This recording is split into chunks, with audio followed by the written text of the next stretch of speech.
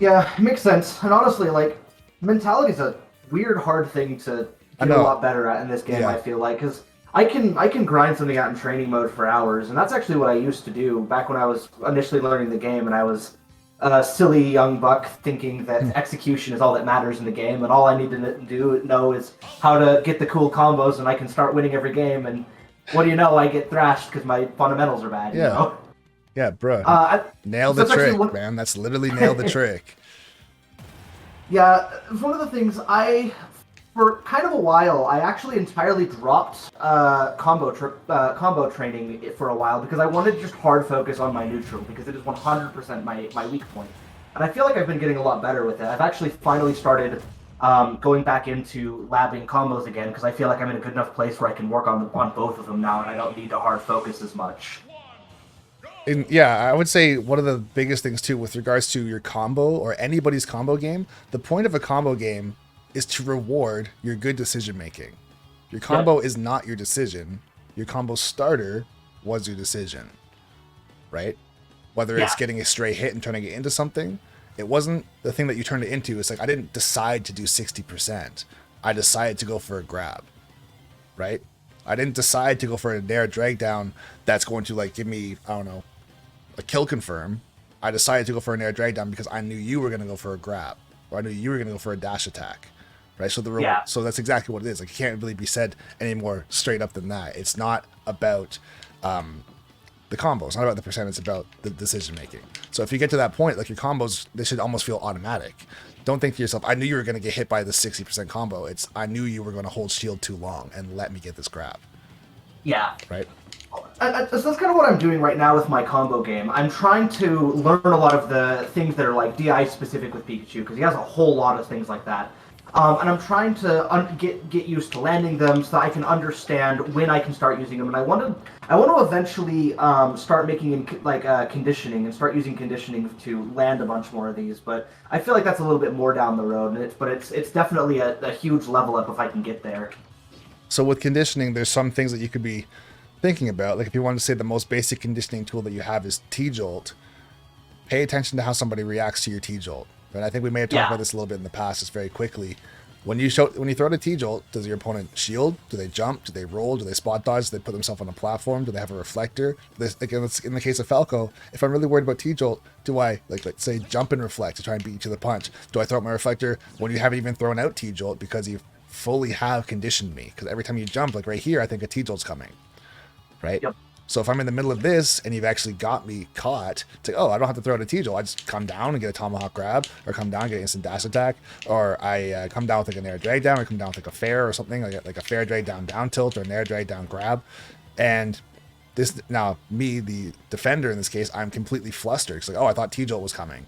Because you've conditioned me to believe that at this range, you don't just jump in, so I can go like this. You throw out a T-Jolt, and every time I go like this, I'm either hitting the T-Jolt, or I'm landing on the ground early and I'm getting hit by it, or it's catching me before I even get off the ground, right? Yeah. So instead of getting flustered or flinching, how Falco's laser does the exact same thing, instead of flinching, I'm now running up to here and shielding, or running up to here and then jumping out of the way, or running up to here, and if I jump, let's say like this, and you throw out a T-Jolt, it lands underneath me, I'm now wasting my double jump, right? So you can come down with a T-Jolt and then jump and catch you with a fair. Right? Or let's say you jump towards me, and as I've wasted my double jump, I air dodge because I don't want to get hit. Now I'm up here on a platform and shield, and now you can shark the platform, right? And then from here, even you could take another step farther to say, okay, how does he get off platform? Does he wait for me to up air his shield once and he just immediately jumps? Do I up air his shield once and he immediately comes through? Does he run off the stage and go for a back air, right? Do I stay here and then let's say I tilt my shield down and let you try and hit me a couple times and wait for you to like overextend with a full hop and put yourself above me? Right? All these situations have nothing to do with combos. They're all conditioning. It's all paying attention to patterns. Right? Well, so if I understand correctly, conditioning is pretty much just entirely threatening a specific option, threatening things and getting your opponent to try to respect it and to be afraid of it, and then you can mix it up knowing they're going to be trying to avoid whatever you've been doing to them previously. Exactly. I would say that conditioning is basically trying to instill a level of uncertainty into your opponent. If you condition me properly and I have no idea what's going to happen, what is my turtling option? As far as I'm just going to run up to you and shield because I don't want to die. I'm not even going to try and hit you at all. Because if I get close to you and I'm wrong, because you've conditioned me to believe that every time I interact with you, I'm wrong, I'm just going to go like this because I don't know what to do. Right? In which case you see situations where, and I've said this like 80 million times at this point, you have Cola pushing the Buzz like this. Because he was scared. He was conditioned to believe that if I push the wrong button, I'm going to die. Right? I've seen Light do that with Fox, and it's just like, man, Yep. I feel so bad for that opponent, because, like, yeah, he's terrifying. Yep, I actually have a video on this. It's literally about running on shield. It's a clip that I got on a ZSS player. They're in shield, and I just push them like this, maybe for about a second or a second and a half, then I just down smash them the moment that they try and jump out of shield and they died. Right? There's two things there. It's like, how did they know, or how did I know when to down smash? That's one thing. But how did I know that I would be allowed to push their shield and they wouldn't just up B? Because he totally could have. They were facing the right way and everything. They could have 100% just up B'd or grabbed or nared or whatever they wanted, and I would have gotten hit because I just ran on them. Right? But they were conditioned to believe that based on every time in the past, when they did try and do something out of shield, immediately they missed. Right? Because I was running up to the shield like this, or I'd dash up to the shield and dash away, or as they jump out of shield, I'd jump with them. So now it's like, you know what? I'm gonna just try and cut my losses here, and hopefully he just grabs me and goes like that, because that does basically nothing, right? So as soon as they see that I'm pushing them, their fight or flight response kicks in and says, like immediate danger. Let's say if I was to do it in steps, let me just put you over here. The first step would be the threat of immediate danger. Then when I'm pushing you, is the coast clear? And then the last step is, okay, I'm going to make a move. And that process for a lot of people, it boils down to their reaction time, and also, like I said, their fight or flight response, right? This is programmed basically into every person on Earth, right? The only thing that makes a top player versus a mid or even high level player is when they're in the situation less often, as far as like they know what they should do. But even when they are in the situation, the amount of time that it takes for them to process it is much less. It's much faster for them. So instead of being pushed for a whole second and saying, "Oh shit, like I don't know what to do. I'm going to wait until he stops pushing me," or "I'm going to wait until he up smashes on my shield and then move once he's in lag," they process the entire situation quicker to say, "Oh, I'm not really in danger here," or "This guy's trying to condition me and I see that. So I'm not going to be afraid to just grab them early." Right? Because if I'm waiting for you, and actually I guess it's not really a clip, but I did this earlier to Boiling Pot today. He was playing as Pyramithra. This was for the game too. I pushed him like this, and I went back like this and up smash, and he rolled right into it. It's like, I didn't tell him to roll. I actually had not done that situation once our entire session. And then the one time I pushed his shield and I dash back and up smash, he rolled into it and died.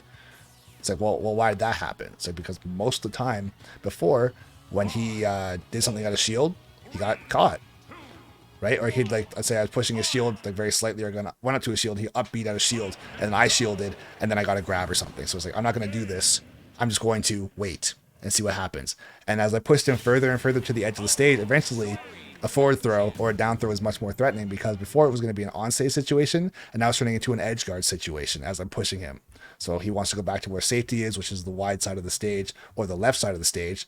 Safest way to do that is to roll in a lot of people's heads, right? So I made the read, and that was basically it. But yeah, that's conditioning 101. I would say one of the best players, like, yeah, Light is definitely there. Tilde is absolutely there. If you've seen any of his clips, he puts stuff on Twitter all the time. He's done it in tournaments, same thing, just pushing people's shields, or like he'll run up to them and he'll like shake his shield or whatever it is, twirl the shield, and yeah, people just stand there and do nothing because he's entirely in their head, right? Yeah. I think one of the last big takeaways, and this is probably the most like all-encompassing thing, because we talked a lot about mentality and just the conditioning aspect of things. Recognize that you're fighting a human being, right? You're not fighting Falco and his frame data and what he wants to do. You're fighting me and my decision making and what I want to do. That's the difference. That's why you don't lose to every Falco. You don't have a Falco problem. You have a higher level player problem, if that makes sense. Yeah. Right? Because I could play any character. I could play characters. I could be playing Joker. I could be playing Min Min. I could be playing Sonic. I could be playing Pyramithra. If I'm worse than you, the character doesn't matter. Right? But if I'm better than you, I could be playing Incineroar. I could be playing Ganon. I could be playing Duck Hunt. Like, not me personally, because like I'm not that good with those characters, but someone who is a much better player than you or myself could play a character that is way worse than your character, but still beat you. Yeah, right? oh, of course. So yeah, and that's conditioning. It's mentality. It's decision making. It's spacing. It's not frame data. It's not the character, right? How does someone like Mabel, if you know who Mabel is, how does he Yeah, make it's Doc? the Dr. Mario Yeah, main, right? yeah. How does he make Doc look fast? Doc is slow as shit, bro. That character is so slow, but he's all over anybody that he fights. It's like, how? It's like, because he's in the right spot all the time, and it's really annoying. He's just always in the right spot. And it's like, well, because of frame data? No. Does he have a hacked version of Dr. Mario? Obviously not. It's just decision making, not being scared in certain situations, right? His ability to see a fight or flight response kick in on somebody else is recognized incredibly fast for him. So he can just push up on you, you jump out of shield, and he just short hop up Bs and you're dead at 80. Or jump fair and he just kills you at 80. Right? So Makes sense. And I think it's something that it seems like it's one of those things that like definitely takes a lot of practice and gets easier over time, and especially if you know what characters' panic options even can be. Like, because I think they're kind of like what you were saying. The usual ones, like I know I have a really bad panic shielding habit, and I beat myself up for it every time I do it because because I get punished for it really often, and I'm like, thank you, I deserve that. But yeah, like a lot of people have spot dodge habits, and I can't think of any offhand, but I know that there's some characters who have some specific panic options. Down I guess like tilting, Snake is a good man. example. Panic grenade from Snake is a great example. yeah, there's lots. Like, that's the thing. Most characters have panic options that are either going to be quick that kill you or quick that can start them a combo. A lot of characters that have down tilts that start combos, they'll jump in with like a nair, then immediately down tilt.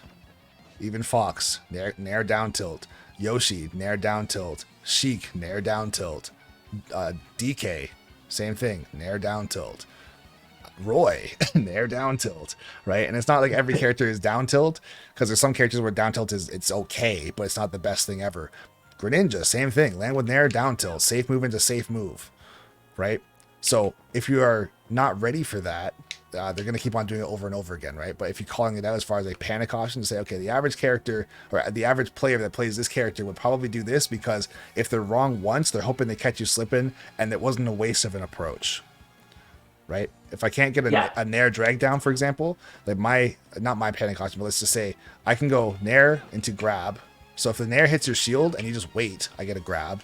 Or if you don't shield, let's say I go nair into grab and I get the grab anyways. So if you see someone like doing nair like this and grabbing, right? If you dash out of the way, I'm going to throw that grab out no matter what you do. If that's my option, right? So paying attention to, like I said, if you're obviously fighting a human being, pay attention to their panic options, and I guess not even their panic options, pay attention to the entire game. Like pay attention to the fact that you're actually doing something more than just keeping your hands moving, right? It's an enjoyable game, but it's not for the sake of leisure if you're trying to be competitive. There's things to actually track and care about. Yeah. Right?